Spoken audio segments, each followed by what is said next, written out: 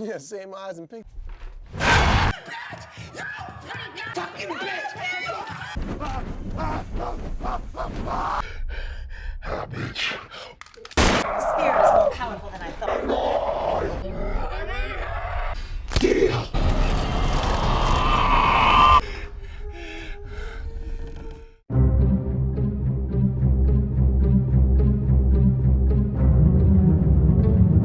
Hi guys, welcome back to Fastcuts. Today, we're going to recap the second part of the movie Haunted House. Did you guys remember that one guy who moved into a haunted house and ended up with a possessed girlfriend? Well, he's back, and this time, following the events from the first movie, Malcolm, our main guy from before, is trying to get his girlfriend to become possessed, as he struggles to keep her alive in the car as they drive to the hospital. All the while, his cousin Ray is absolutely terrified of the girl in the backseat and is doing his best to keep driving safely to their destination. Kaisha, the possessed girlfriend, suddenly wakes up and is promising to unleash hell on virtually anyone that comes near her. Right now, she starts fighting with Malcolm. And while the couple struggles, she breathes on Ray, who instantly becomes catatonic as he crashes the car into a truck. Miraculously, Ray and Malcolm wake up and notice that Kaisha is not responding anymore, leading them to leave her to most likely die, while they get away without a scratch. Fast forward 1 year later, and Malcolm has found himself a brand new Megan. They're moving in together, along with her 2 children, young Wyatt,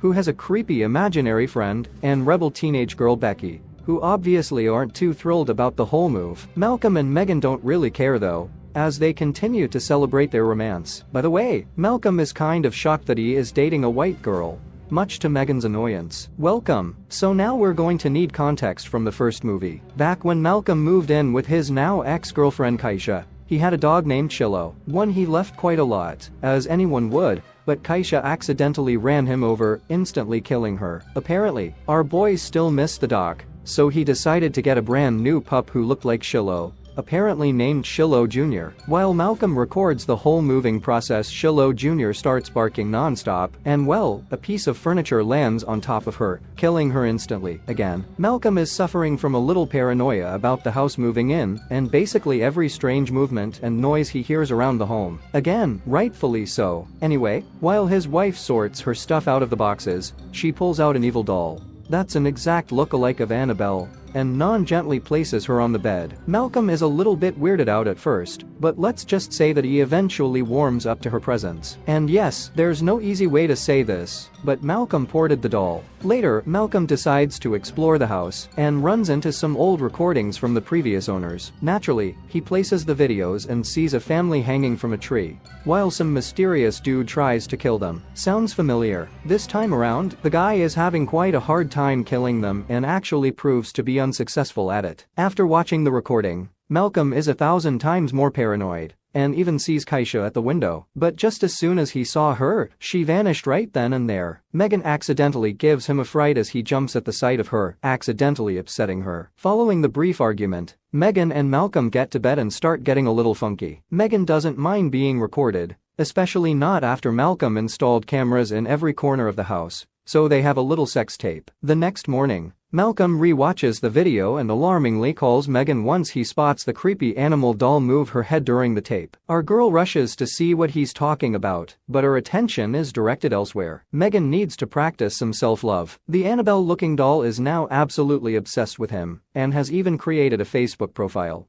that states she is in a complicated relationship with Malcolm. Sometime later, Malcolm is back to watching the recordings he found some nights ago, but this time he notices a strange figure watching him through his computer screen. To make matters worse, every time Malcolm looks away, the figure starts moving until our boy eventually catches on and angers the dude for some reason, running away. Immediately after, on their 4th night at the house, Becca, who is always carrying a strange box with her, is sound asleep in her room. Of course, the box starts moving on its own. It talks too. As this is happening, Malcolm and Megan are relaxing in their room, but our boys start freaking out when he starts hearing strange noises inside their home. He decides to go investigate the strange noises and runs into a catatonic Becca, who has moths or butterflies flying all over her room. Megan and Malcolm attempt to get them out, but fail to do so, deciding to bring in a couple of lamps that will attract them and burn them until they ultimately die.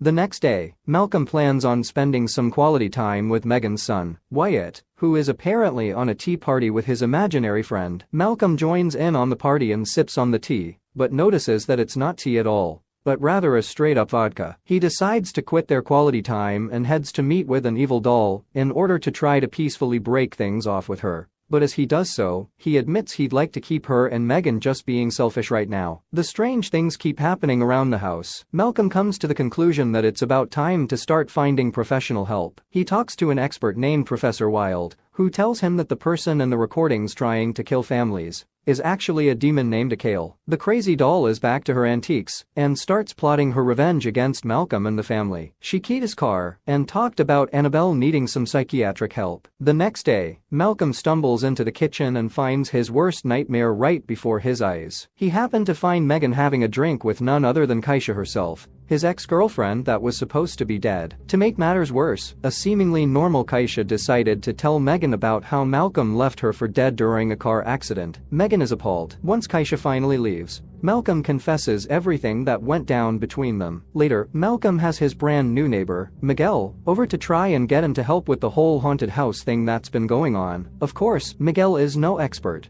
but he does his best to help Malcolm with the situation and suggests a blood sacrifice. They choose a chicken, bringing it back to the house to kill it in one quick swipe. Unfortunately for Malcolm, though, the chicken was found in a fighting ring and happens to be quite violent. Eventually, they manage to take it down, finally killing it after struggling to do so. But as you may have guessed, that doesn't stop the demon from lurking around the house. Back to the Anebelle doll. She has now scratched the walls of the couple's room with little miss me notes. Finally, having had enough of the haunted doll, Malcolm does his best to try and take her down, but he fails time and time again.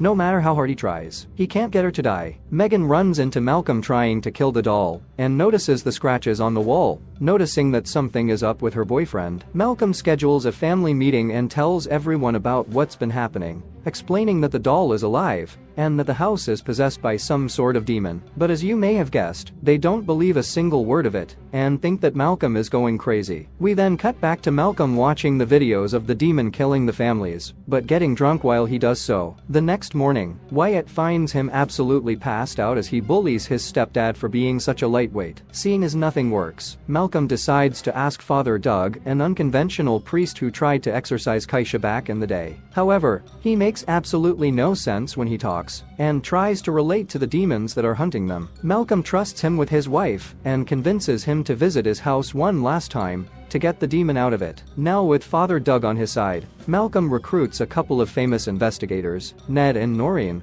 who have been involved in a series of high-profile huntings. He explains the entire situation and brings them back to their home. Nat and Noreen determine that the demonic presence has searched different outlets around the family-wide, with this imaginary friend, Becky, with a strange box she's carrying around, and Malcolm, with his weird attraction towards the possessed doll. Anyway, Ned, Noreen, Father Doug and the family begin trying to communicate with the demon who has now taken over Becky's body. Father Doug, as always, is joking around during the attempted exorcism, much to Megan's frustration. Suddenly, the power goes out, and for some reason, Father Doug grabs a gun, pointing it directly to his head. He starts mumbling about something, and he starts freaking everyone else out, except for Ned. As it turns out, the demon has now taken a hold of Priest, until he finally kills himself. The demon returns to Becky, and she begins acting erratically yet again, finally coming to terms that there's only one way to help her. Malcolm tells the demon to take him instead of her, which it gladly accepts. Malcolm is now possessed and twisting and turning like a pretzel. But after Ned dems a little bit of holy water on Malcolm while the family beats him, the demon is gone. After all that hassle, the house is finally rid of any evil presences.